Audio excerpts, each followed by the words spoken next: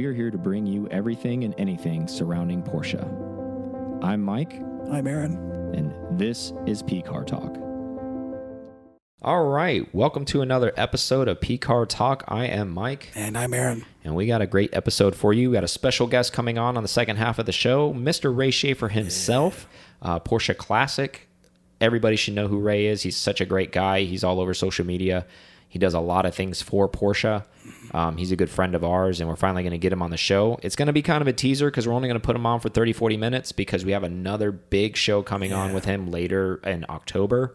So we're saving it for that, where we're going to be at Experience Center Atlanta, walking around, and we're going to spend an entire day with him. Actually, probably a day and a half because we're going to do dinner the day before, spend an entire day with him, see all the good stuff. So we're going to save some of that juicy stuff, but we're going to talk about kind of some topics and stuff Ray's been doing this year, and then we'll kind of talk about Porsche Classic on another episode with Ray specifically, since that's where he works at in Atlanta.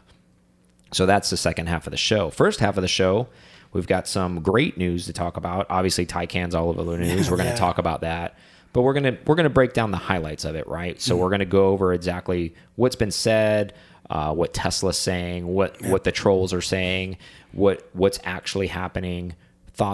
Our thoughts on the car, like genuine thoughts now that it's out from a prototype and all that good stuff. We have some Boxster and Cayman talk from Klaus has said something about it in regards to CEOs. So that's legitimate news. That's great. And then 992, right? We'll have some that's starting to arrive in the U.S. So we'll talk a little bit about that. And then we'll take a break and bring Ray on. Yeah, right? Let's do that. So let's go get rolling. So let's start with this Boxster Cayman talk.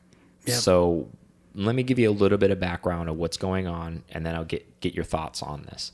So they're being traded in on a lot of vehicles and not Porsches. Okay. But here's an interesting game I want to play before I give you the answer, and I know you already know the answer because you already kind of skimmed over the notes of the show. That's what I do. But prior to that, pretend you don't know the answer. Would you think that they're trading them in for another sports car from another brand? Where do you think those type of people would be trading their cars in for? I mean, I think it would go laterally, sports car for sports car, because that's what you bought that. Even if you left the brand, correct? Even if you left it, if you bought some other brand that has a similar, convertible, maybe it's still soft top, hard top, that type of thing, but still sporty. That's what you want. Yeah. So some shocking news. Klaus Zellmer, the CEO of Porsche, has announced their data and research has shown that people that own their Boxsters and Caymans this is in America, this doesn't apply to globally. I know Porsche's global brand, and so are we. We're just talking America right now. And he says that they're trading them in for Jeep Wranglers. That's such a weird... the only thing I could think about in this... Jeep Wranglers. Well, not the Jeep itself, but the community would be kind of similar. As far as that tight knit. I can kind of see that, but the shocking thing is, and let me, this dude is a savage, and I love him. He is. Dude, so he quotes, or I quote him, I should say. Dude's a total savage when he's talking about this. He announces this. So I love the transparency behind Porsche, right? So he's totally saying, hey, people are trading these cars in and they're not buying other Porsches, they're buying Jeep Wranglers. However, he goes on to say, trading your precision-engineered Porsche sports car in for a crude SUV with an ox cart suspension. It's like asking one to trade their modern home in Stuttgart for a yurt in the forest, which is essentially a cabin. Yep. Great points. Total savage move while he's just like dogging them. And I'm reading between the lines. I know what he's saying there. And not because I'm a fanboy, but I am having a hard time understanding unless, and we'll talk on this topic too. We'll talk about the kind of people that are maybe doing this, not necessarily just because they own these cars, but the kind of people they are as just people. So why do you think this is happening? I mean, maybe it's more adventure, and they think that Jeep is going to be their ticket for that they can't do with a sports car. I mean, and like I said, the community is, I would say, is similar as far as tight knit, that type of Jeep They do have that. They do have that rah-rah mentality. Let's get together. Let's go off-roading this weekend. But, I could see it from a Porsche, like, let's go and drive this weekend. It's similar traits are shared. Okay, I get that. But besides that, like, fit and finish on across the board, not just suspension, but across the board is not even comparable. I don't get that. I think that's another reason why he's having a hard time wrapping his head around it. And let me give you my thoughts on it, and then you can elaborate as well. So one, not to talk bad about anybody who owns a Porsche or Cayman out there right now, because clearly you're still in the group, and we commend you for that. So these particular people that he's talking about that are actually doing this, trading their cars in for Wranglers, I think what's happening here is that those people are renters. And what I mean by that is they're just renting a car within a brand that carries a high, signification, saying like, oh, I own a Porsche. So maybe that was their first Porsche and they're just renting. So they're still trying to figure out who they are. Yep. So now they've leaped to Jeep, and there's another dynamic working there too. Let's be honest. Going off road or giving the idea that you like to go off road is very popular at the moment. It's very in vogue. Yep, it's trendy. And everything has ebb and flow, right? Like maybe 20, 30 years ago, off-roading was very big as well. And then it kind of died out, and now it's back again. In Tampa, we see Jeeps all the time, done up. We call them mall crawlers because they have every axe pick and everything that you can think on it. But there's no real trails around Tampa or real like mountainous area. It's not like you live out next to 20 minutes from Moab or something like that, being in Florida. But these are $70,000, $80,000 accessorized Jeeps that people are driving around, going to the mall, going to Olive Garden or wherever they go. And I am totally talking trash. I don't care. Like, you give me a bad review for it. This is not a damn Jeep show. I don't care. But in all honesty, I think those are the type of people, to stereotype them. They're looking for where they fit in. Did it give you a year that they're trading in, or is it just saying like the newer gens, the 718s, or I think they only track the newer stuff. Okay. I mean, they're not tracking 918s. I guess not. But. And I just think it's interesting, and maybe that's one of my theories behind it. In conjunction with 4x4ing is cliche. It's hot. It's one of those things to do right now. I can't take my Boxster or Cayman and go do those things, but I can go into the Jeep Club, and maybe also it seems less pretentious for them. Maybe they didn't get because what they thought I'm a rugged girl. I'm a rugged guy. I like to Jeep. I like to ride to the beach with the top down, and I'm not in my Boxster because I'm not a douche or something because of the stereotype that Porsche carries with it. And maybe there's just a comfortability thing. So I go back to maybe those same people didn't meet the right people. Like, they didn't meet our community of people that we talk to, that we hang out with, the people that go out and drive. Like, we went out last weekend and hit up and roughed up our cars on the tail of the Gecko, where we can, stuff like that. Yeah, it's not menacing, but I mean, it's still twisty roads in Florida, which is rare. Yeah, so I was kidding. Anyways, the point of that is, the reason why I bring that up is, I think it's interesting, and also it's cool. It's transparent behind it. Circling back to, like, I wanted to get your opinion on, why do you think that's happening? I don't know why. I mean, I in my mind, I couldn't go, being a person that's ridden a Jeep and been around them. I just don't see the transition. I don't. I mean, it has to be, like you said, it's got to be a trendy. That'd be the only thing I would associate any of that movement with. It can't be. I mean, fun factor. Yep. Parties. See, here's the thing. Here's the thing I'm having a hard time with. I like Jeeps. Yep. Because I like off-road stuff too. Like, I'm cool with that. But I don't know why you need to trade your sports car in for that, because, like you mentioned it perfectly earlier, they are totally different things that do totally different animals. Keep one and get another one. Exactly. Yeah. It's essentially like you're saying, oh, well, I'm going to use a hammer to cut my steak, and then I'm going to use a knife to cut my steak. Well, good luck, because those two tools don't work for that. Yeah.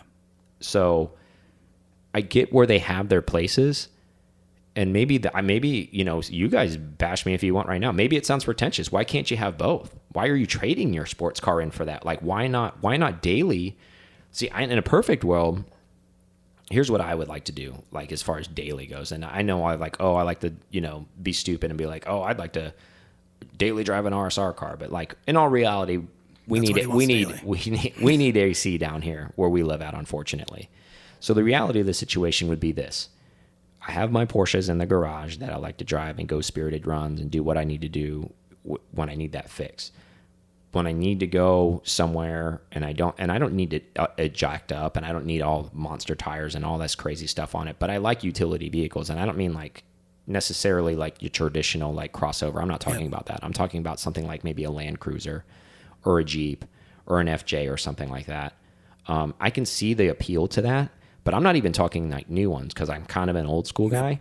So like I can see having one of those as an older daily driver that you've kind of modernized and made it more viable for daily use with AC, where the running capability is good. I can see the appeal of that, and then occasionally maybe off-roading that vehicle. But as opposed to taking something newer, trading it in for a newer Jeep, and I know that not a lot of people may be listening, maybe they can't afford to do that, or I get that.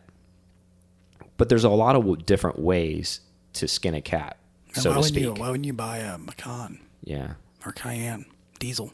Or not even that. Fine, buy your Jeep, but then maybe why trade your Boxster in for that or something? Like, still keep it. Like, why not go get an old school Jeep?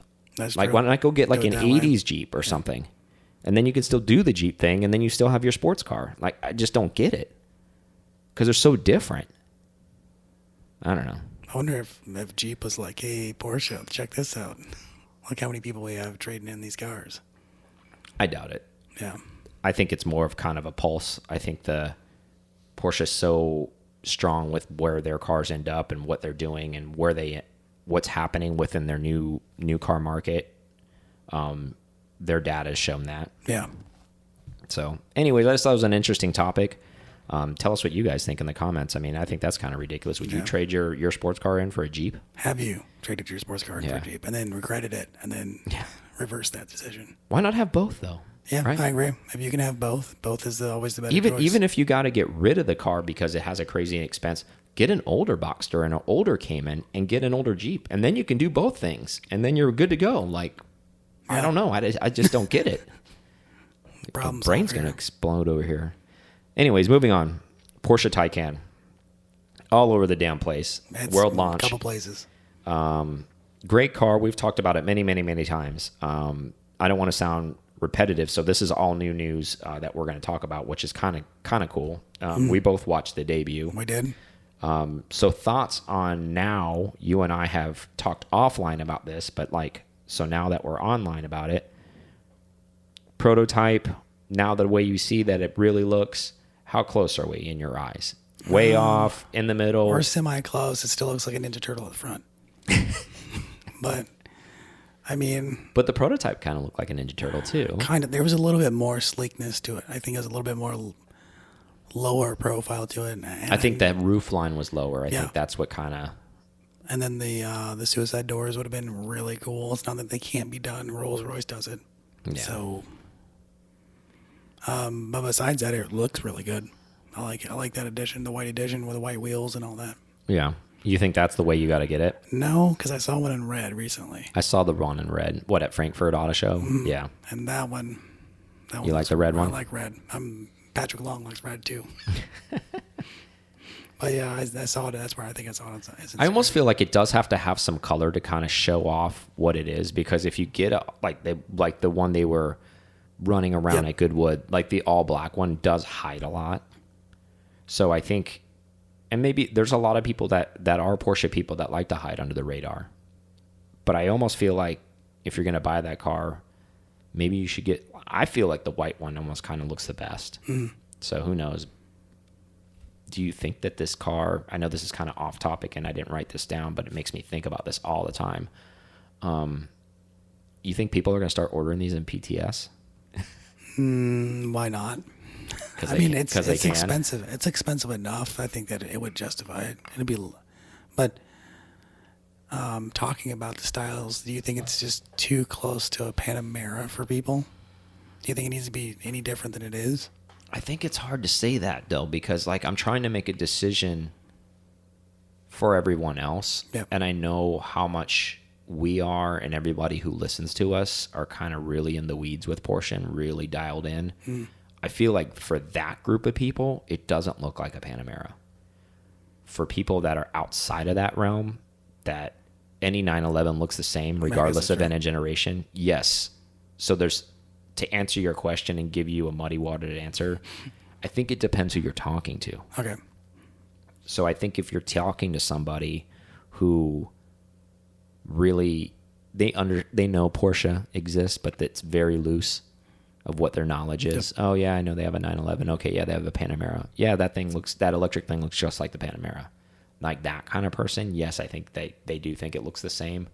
But to people like us, enthusiasts, the people that are around it all the time, people within Porsche, no way. There's so many things that are different about that car. I feel so. I mean, what are your thoughts on that? Do you I think it looks different. I think it looks different enough from the front. I think 3/4 of it. It looks lower. Oh yeah, I agree with it. But because it can be, I guess. Yeah. It does look lower.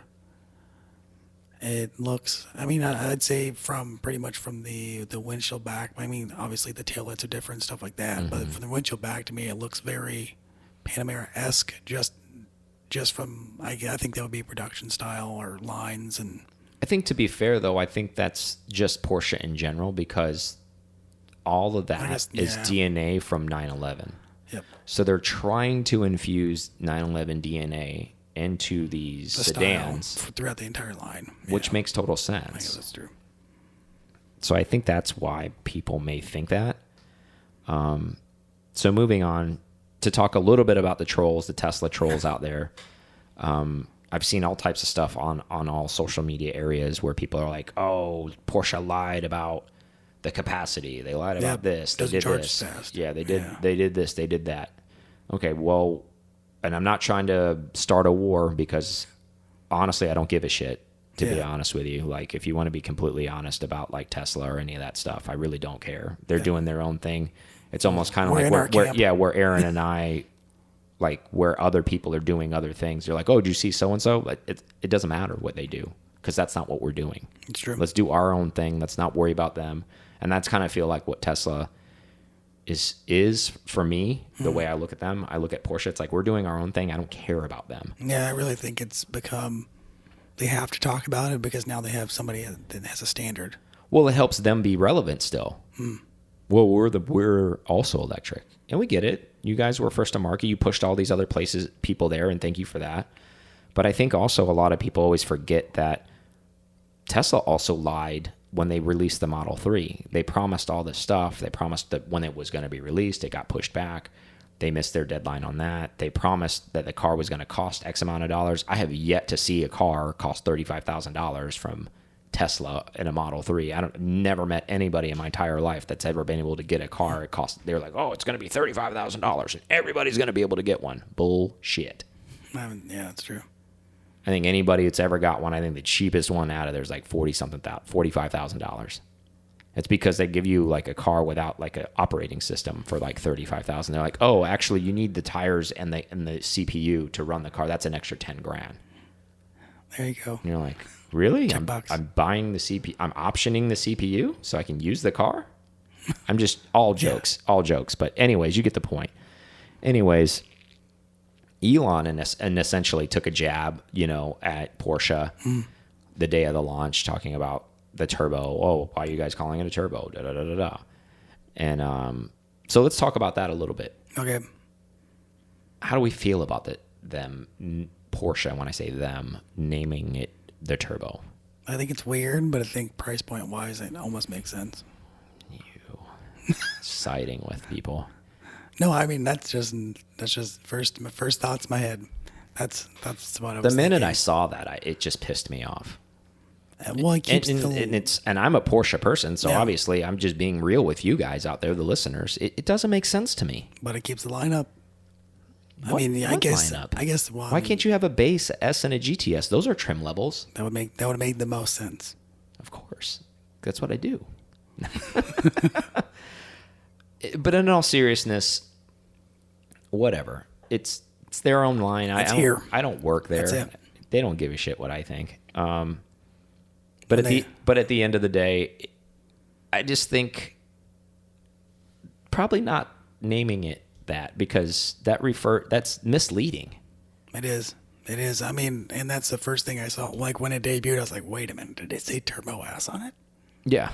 So I agree with it that it's misleading because there are no turbos in there in any way, shape, or fashion. There's no turbo cooling or anything that they could. And I get what you're trying to say from a price point, and that's probably what they were thinking, because they're so expensive. The main one, like at $185,000, that is a lot of money.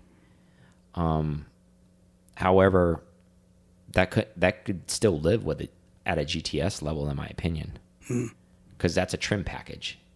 That's not an engine package. I almost feel like a turbo.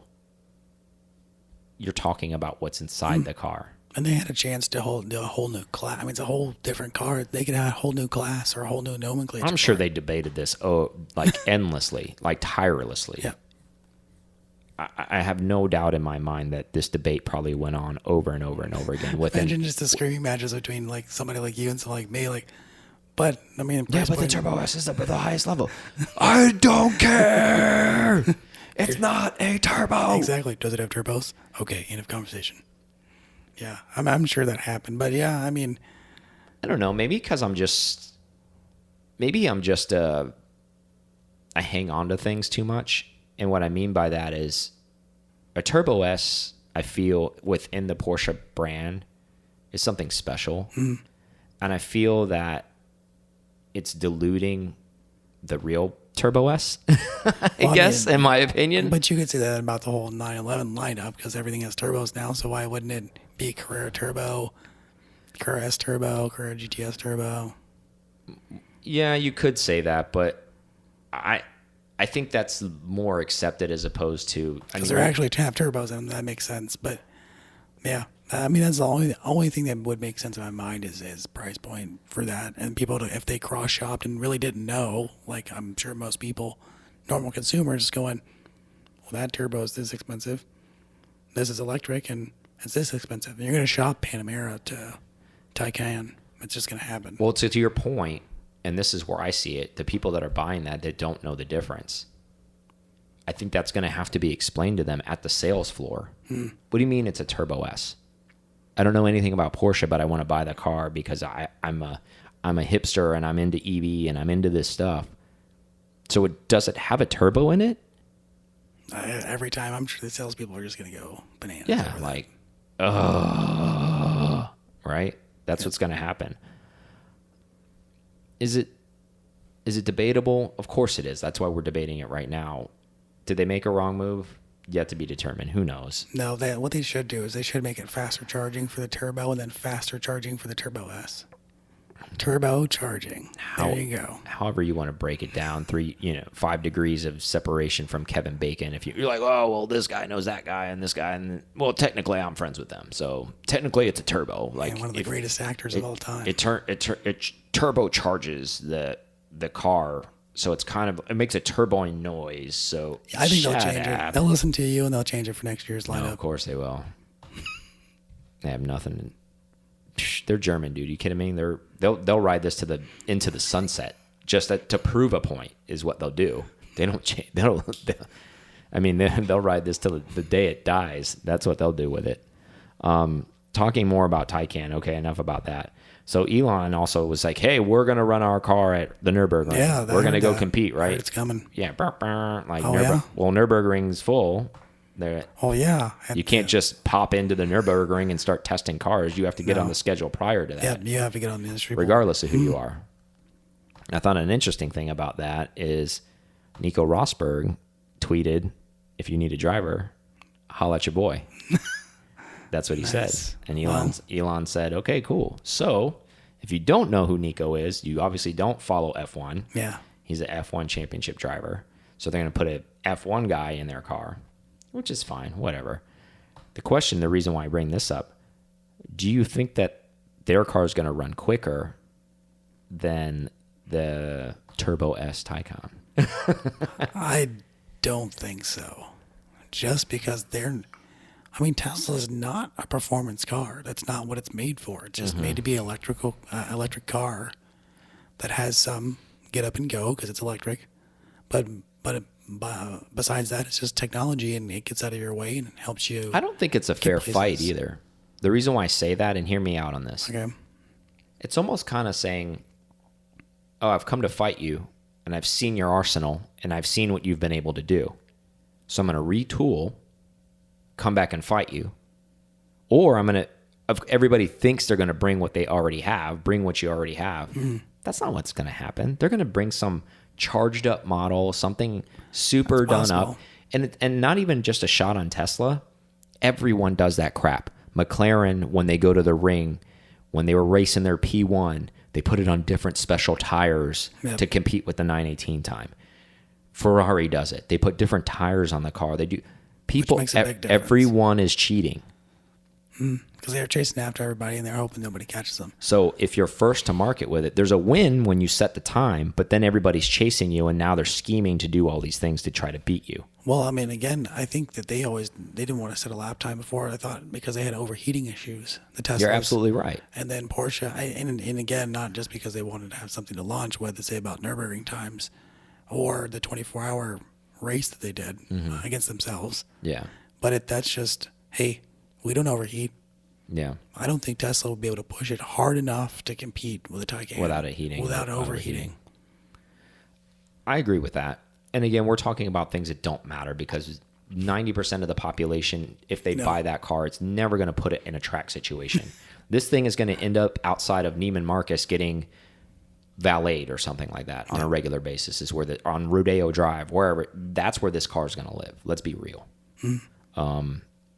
And I'm not saying that too derogatory, but I do kind of mean a shot at it. It's cool. It's a gee whiz fact, but it's one of those, it doesn't really matter. But in the sake of argument, as far as competition, I do like it because now we're entering into a realm of where people, and when I say people, I mean the manufacturers, are pushing each other to be better. There's now a competition. And we win as a consumer. So that's a win for us. So it's all hot air right now. It doesn't matter. All that stuff is great. But at the end of the day, if we focus on what really matters from it, is we win. We win as a consumer. The products are going to get better. And better and better. The more they get put out, they're going to hopefully get cheaper. It's going to get pushed through all of the lines, all the way down to everyone you can think of is going to be putting these cars out someday. And it's just going to get better and better for us as a consumer. So I think that'll be interesting. Moving on. More new cars. So the 992, we've been talking about it. Europe, that's when it's great to live there. You guys get the launch of all this stuff because that's where these companies reside. That's where they build all this stuff. A little easier to get there. They've been in Europe. Everybody's been taking delivery there for a while, but finally the ports have been releasing all the 992s that have been sitting in port for the last few weeks, and they're showing up at dealerships. And they're getting PPDF'd, they're getting their stuff ready to go. Some people are starting to take delivery. What are your thoughts on it finally, us getting the car, in addition to, it's September now, so car season's kind of winding down. And I'm only speaking from a U.S. perspective. Do you think they should have kind of hustled that along a little bit more? No. I mean, they're the big boys, the 4 and the 4S. You can go all season. Yeah. I can see where you would have more, and with it being in the winter time, a lot of that might get stowed away, but maybe there's a guy that's going to drive it all year. It doesn't matter. And more reaction out of it, and more publicity out of it because it's summer versus winter. But as a consumer, though, would that bother you to take delivery in September as opposed to in April of this year, or summer, or in June, when you've kind of gone to car week with your 992, Monterey Car Week? I know they were presenting, the car was there statically because Porsche does a great job of that. But do you think it would have strengthened the enthusiast brand to have everyone have taken their deliveries and showing up to Works Reunion, showing up to Car Week, and them buzzing around Carmel and all those places? But now we got to wait an entire calendar year because all of that stuff just happened in That's true. August. Why wait till Now people are taking delivery in September. Like, I feel I'm a business guy minded. Yeah, why can't they do both at the same why time? couldn't it? Yeah. Why couldn't have they pushed up the delivery a couple months? So they could have, or maybe they just don't care. Maybe they don't. I mean, they did. I mean, I'm sure they've sold a bunch. It being a whole new body style and everything. Well, yeah, the pre-sales are there, right? People bought allocations, people put money down. So maybe at the end of the day, and not to get them when you get them. Yeah, not to bash Porsche too badly in the knees. Maybe they're so big, they just don't care about stuff like that. They're just like, whatever, you get the car when you get the car, man. Yeah. Sorry. Well, maybe they just didn't want to rush either. Yeah. I mean, it's hard to say. It's hard to say because it's interesting. It's kind of an offbeat thought that I had with it, because even though car season for us in Florida is kind of starting to pick up a little bit because the weather's getting better and there isn't really a down season. It's weird because the people who don't know that are listening all over the U.S., our down season is actually kind of the middle of the summer, right? It's so hot. It's 100 degrees outside. There's really nothing going on, at least in the state of Florida, from a survivability standpoint, because you'll just die. Yeah, it's either early or at night. Exactly. So I just found that to be kind of interesting and odd and what have you. So glad to see them. We should be getting our hands on. We're going to a Tampa launch party that's going to be supported by Reeves as far as the 992 goes, and we'll be invited to that. They will have some demos as they indicated for us, and we're going to spend some significant time with one. There'll be a review video coming out in the future regarding that car. That'd be good. And we're going to give it the business, and we're going to take it around town, and we're going to get a lot of stuff, and might even do something fun that we don't normally do, just kind of hit people on the street. Hey, what do you think about it? Yep. And they're like, man on the street. It looks car guy on the street. Looks like another 911 is what it looks like to me.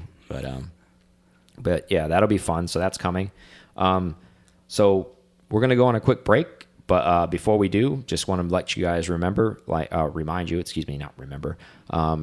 guys that Ray Shaffer will be on coming up after the break. We're going to talk to him a little bit about what's going on with him, some of the trips he's been on recently, his 964 Turbo, or 965, I should say. He's got a gorgeous car that it is finished rebuilding.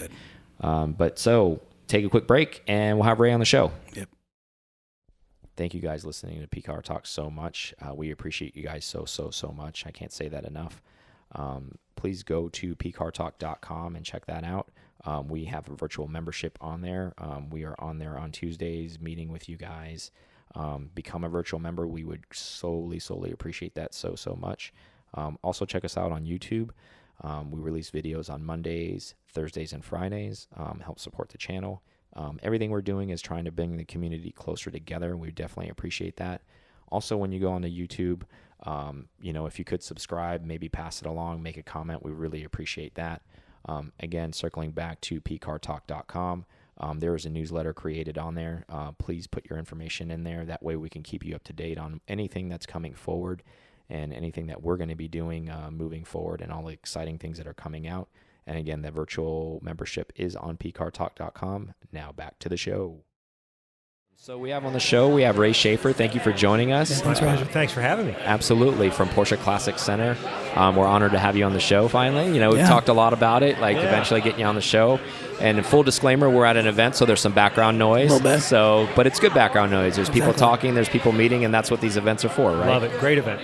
So, and next month we're going to come visit you, and we're going to get the full Porsche Classic deep dive, and we're going to go into that. So we just want to talk a little bit more about Ray as a person, and Ray's coming Ray up. Is Ray. Yeah. Ray on Ray, right? I could talk about that. Yeah, nice. So recently, something I found pretty interesting. Practice what you preach, essentially, with your 964. Yeah. You put it through your own Porsche Classic program, right? So let's talk a little bit about that. How did that come about, and what are some Easter eggs you found while you were doing that? Yeah, that was a preparation about a year ago for going out to Rennsport.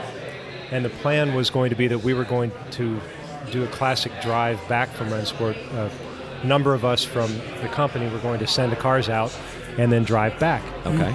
And so I was getting the car ready for that process. The car really only had 64,000 miles on it at the time. So we were going and doing some service maintenance on the car. And opening it up and doing some of that servicing was noted that one of the studs was broken. Okay. And so at that point in time, it was like, well, you're there. yeah, so it's going to be like, well, customers come first, obviously. And so that's why it's just now getting finished. It normally doesn't take that long to do it, but I did it in between, if you will. Nice. Yeah, so kind of essentially while customer projects you were going to obviously take the place of that, of course. Right, exactly. I mean, for me, it's a car for life. I mean, it's my 911 for life. It's the reason why I have it is because of the Brumos connection with that car. The fellow that had it before me, the car came from Brumos. It's when Brumos was running the IMSA Supercar Series, and the fellow that had it, Don, a great guy, still with us.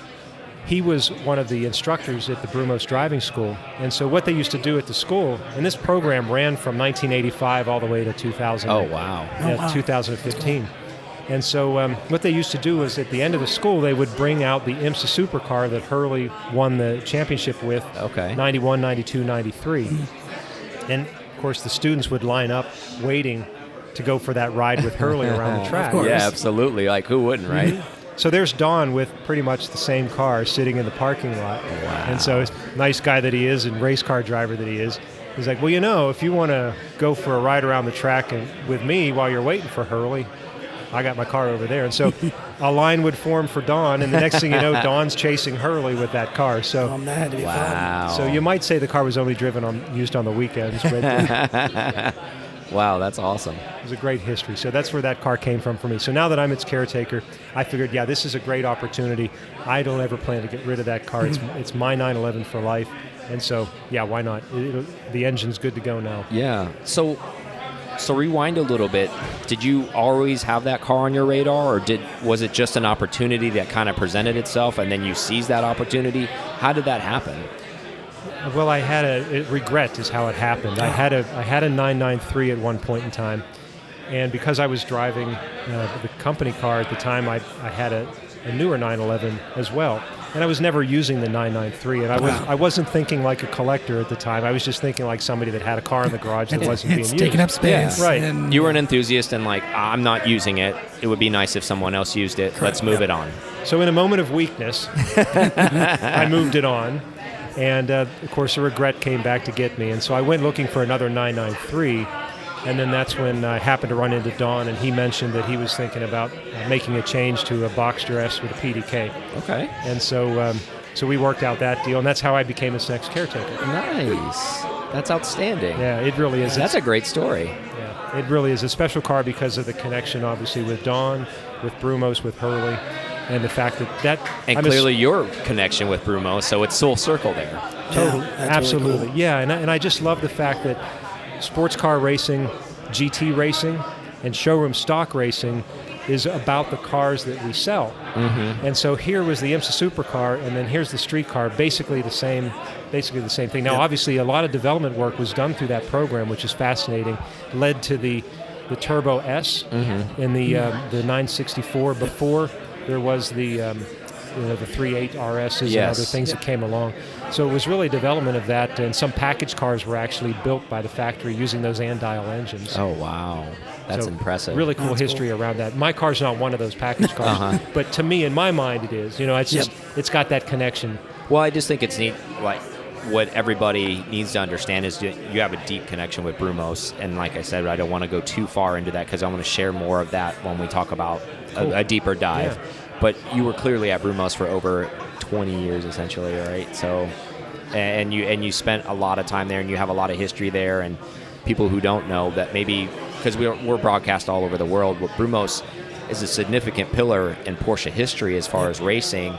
And they were a very winning team, and they have a lot of historic drivers, and they were just an amazing, amazing team based in Florida, which was amazing. Which is cool.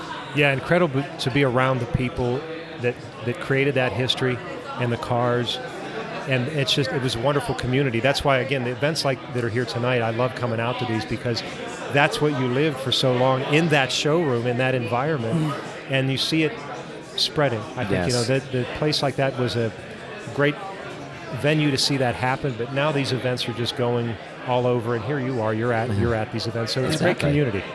Do you feel, I want to touch on the subject, you brought it up very briefly with Porsche racing and the connection with your car, and furthermore with all the cars, with, the GTLM series and things like that. It still has that, I see that car, I can buy something super close to it. So do you feel, and I know what your answer is going to be, but I'd just like to hear you say it, the connection, that helps that connection because people can relate to that. They can go watch an IMSA race and they can buy something very close to that car and drive it on the road. And not very many manufacturers to this date still do something like that. And Porsche's been doing that from the inception. It's a winning recipe. Yeah, totally.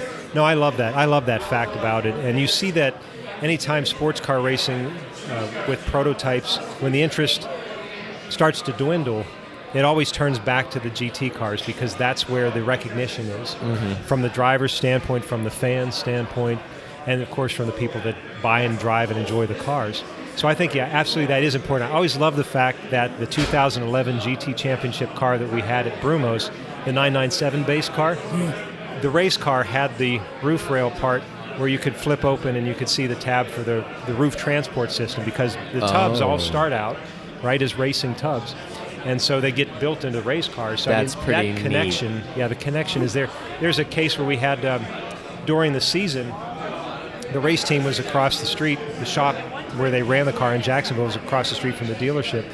And during one of the races, there was a hose that broke and they needed it.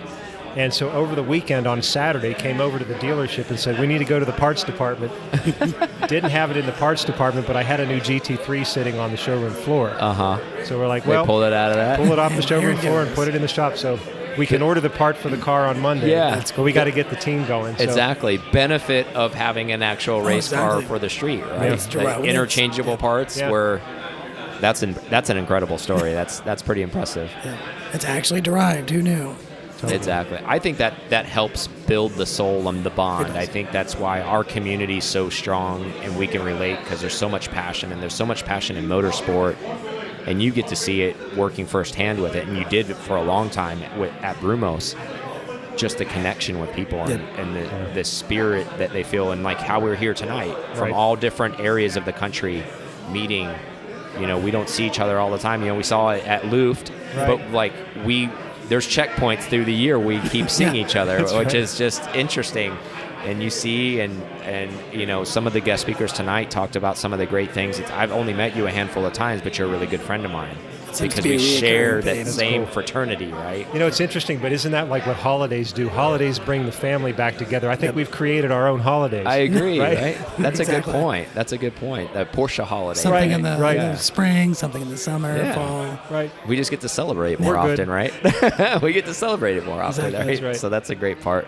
So you went on an interesting drive. Let's transition a little bit with Ramsey Potts, right? Talk to us about that drive. Yeah, Ramsey Potts, the cool car cat in the hat from RM Supplements. Yeah, I love Ramsey. Yeah, he's a great guy. He's a character, isn't he? He is. In fact, here's a perfect example. So he loves road rallies, and he loves HSR vintage racing just like I do, and the folks from there. So HSR has never done a road rally before, so they decided they were going to, because a lot of times what happens is all the racers on a race weekend are so busy taking care of their cars, they don't really have time to visit with each other and hang out. And so they decided, well, let's throw a road rally, and then we'll open it up to the members and all that. And then we can spend some time together over a course of so many days. And Outstanding idea. Yeah, it's totally cool. And so Ramsey loved the idea, and so he bought an entry for that, but he didn't have a car. I mean, who else does that, right? Exactly. Somebody really We'll figure it out. He didn't have a car for that, I should say. Ramsey's like, I know people. This knows. will work. That's when I got the call. Exactly. So he said, so I got this entry for the event. And if you'll provide the car, I'll provide the entry. So I said, well, I've got this Boxster S. My engine was still being done. I said, why don't we take the Boxster S? And I'll tell you, that run over the tail of the Dragon with a PDK and a Boxster S on Sport Plus. Yep. Wow. And the top down, just listen to it howl. I bet that was amazing. When you back off the throttle on that, it sounds like gunfire. Yeah. I mean, it's just the back pressure. Those and crackles. it's awesome. Yeah.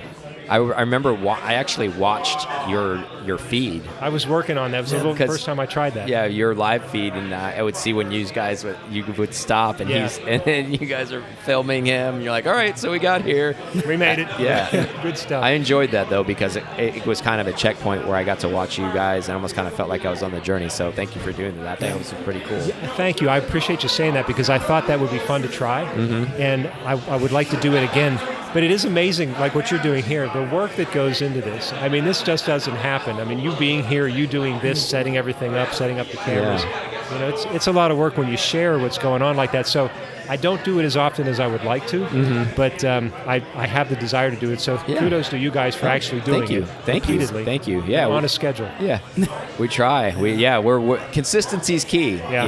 You know, Porsche people, they're meticulous For sure. and if you're going to enter in that realm, you got to go all in, right? So I think it's one of those things, and I think we're, fortunately enough, we're pretty disciplined. So I think, I think what really drives us and what drives all of us is it's the passion for us. It's one of those things where, if it's just this forever, that's great because we get to talk to great people like yourselves and mingle with great people, and that's what this is really about at the end of the day. Thank you. I enjoyed it very much, so thank you for the opportunity. You guys, and I watch what you're doing. I see your Instagram stories too, and you're out driving, and I mean, it's you can tell you're having fun. Yeah, we're trying to. Absolutely. Absolutely.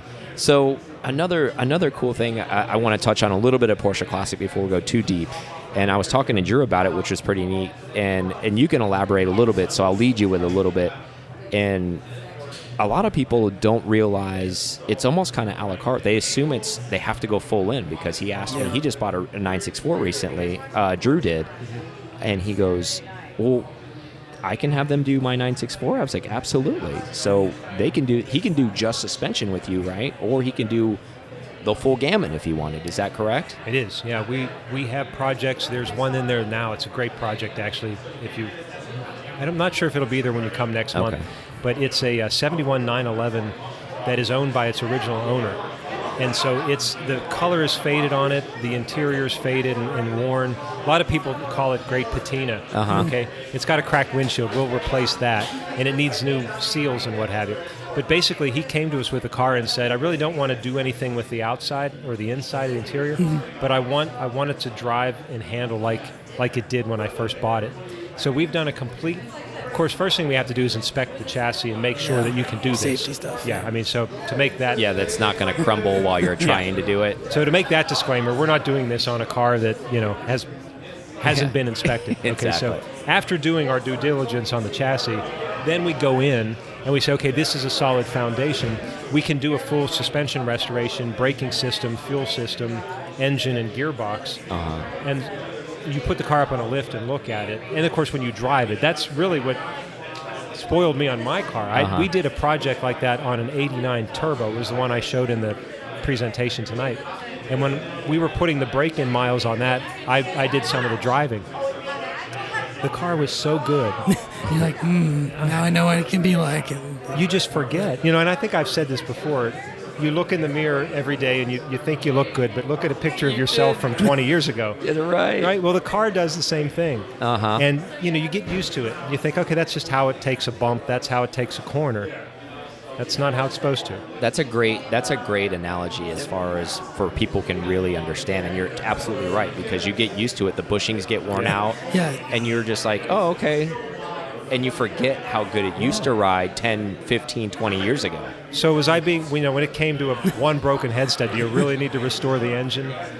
No, but maybe not. But, But it's your baby, though. We're going to do that now, and then we'll do the suspension, all that. Exactly. So, and eventually you will have that new car feel that I want it to have. Nice. Yeah, that's a beautiful thing. Again, we're going to go a deep dive. I just wanted to get you while you were here, and I know you're going to pre-catching a flight out of here, and I want to be respectful of your time. I just want to thank you so much for coming on the show tonight. And absolutely. Thanks for being here. And you're Mr. Everywhere, and we aspire to try to be that. You really are. Yeah, it really is. It's inspiring. I don't know how you have the energy for it, but fueled on passion, I guess, right? Totally. I mean, just the same way that you're doing it, without a doubt. You love meeting the people. You love being around the cars. There's the driving. Yes. We got to always make sure we keep that in there with it. Yeah. And I mean, it really keeps you going. And it's there's so much energy in that. I can't wait to get out to LA tomorrow. And, there's a group out there. the excitement that's building around what they're doing. No matter where you go, I mean, you're seeing that. Absolutely. You see And that. it's a good buzz. I feel like Porsche's always been good, but I feel like there's another wave. Do you feel it too? Yeah, I was talking to Chris about this earlier, and I totally agree, because what we're doing tonight, did you ever think that anything like this 5-10 years ago would exist? Absolutely not. Absolutely not. But it's not because somebody came along and just said, I well, didn't think, same thing with Luftgekalt. Like, I would have never thought something like that would happen, an all air-cooled show. Totally, and it works because we do things differently now. You know, we use our phones. Instagram exists. That's how we communicate. That's how we share the passion. It's one way. Mm-hmm. So the show was tailored around that. So, you know, I just propose, what's 5 years down the road? Who comes along that has a new idea? It's not going to stop. Absolutely. I think we're just, if we think it is, then I think that I think all this does is inspire other people to do more things. Yes, they go, well, Correct. why am I not doing this? Or why are we having this prime here example or is there? this show. Second year this is happening. They've seen other shows, like, for example, Das Treffen and other shows that they're close with, and they're like, why not us? Why not our region? Because we need something like this, and they're absolutely right. The people can't get enough, because you know how we're Porsche nuts. There is really no end. Is there another event? Is there We can something else continue that to you- consume. There's no end to it for No, us. it's not going to stop. I mean, and we have our heroes to go along with it. You know, we drive the 911 because we want to be Hurley Haywood. We want to be. You're absolutely right. We want to be Steve McQueen. You know, Yep. it's so you guys are doing your own show. You look at other people and say, why can't we do that? So it's the same thing. I think the aspirational aspect of it all is very empowering, because you can act on it and then you live it. And that's really, I think, what we are encouraging people to do. Yeah. Is however you enjoy that approach, Yeah. go do it. Absolutely. Well, thank you so much. Thank you for the kind words, and thank you for your time. Thank you. Thank you, Ray. Always a pleasure to be Absolutely. with you guys. Thanks so much, man. Appreciate it. Ray Shaffer coming up for a big episode next month, but just a little bit of a teaser. Thank you. Looking forward to it. All right. Thank you so much for listening to this episode of PCAR Talk. Connect with us on Instagram at PCAR Talk or online at pcartalk.com.